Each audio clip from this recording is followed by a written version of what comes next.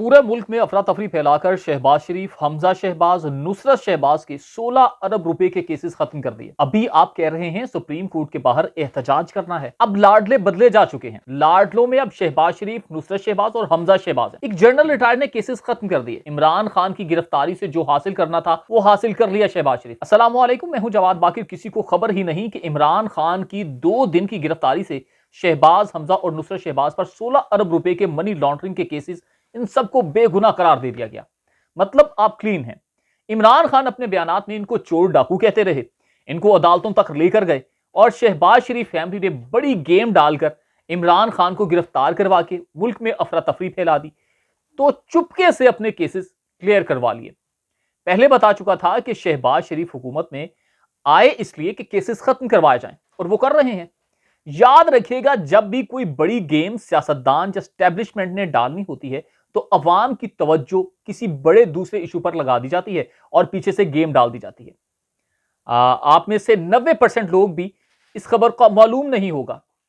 अवाम का खून सड़कों पर बह रहा था, हर तरफ आग लगी थी, तो शहबाज शरीफ का पत्ता काम कर गया।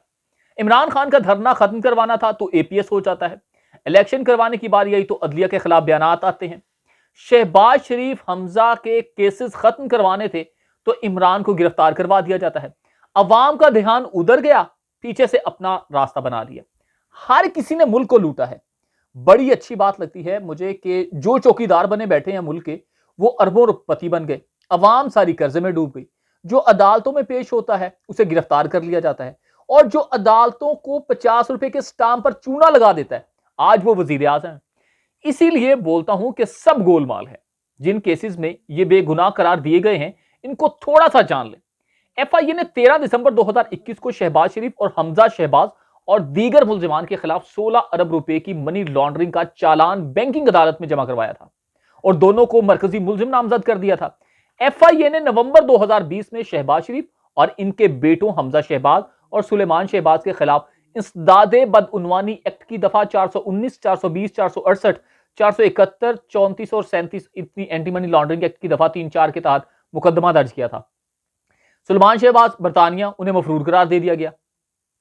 अब चालान में कहा गया था कि तहकीकाती टीम ने 28 बेनामी बैंक अकाउंट्स का सुराग लगाया, जो 2008 से 2018 तक शहबाज शरीफ के फैमिली के चपड़ासियों क्लर्क्स के नाम पर लाहौर और चनियोट में मुख्तलिफ बैंकों में बनाए गए।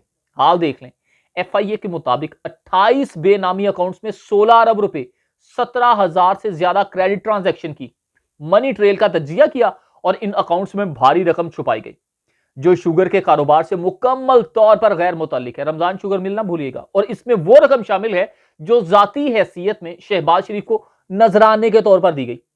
चालान में कहा गया था कि इससे कबल शहबाज शरीफ जब वजीर आला पंजाब थे 1998 में 50 लाख अमरीकी डॉलर से जायद की मनी लॉन्ड्रिंग में बराह रास्त मुलव्विस थे। डायरेक्टली उन्होंने बैरून मुल्क तरसीलात यानी कि जाली टीटी जिसका कहते हैं, उसका इंतजाम बहरीन की खातून सादिका सैयद के नाम से उस वक्त के विफाकी वजीर इसहाक डार ने किया।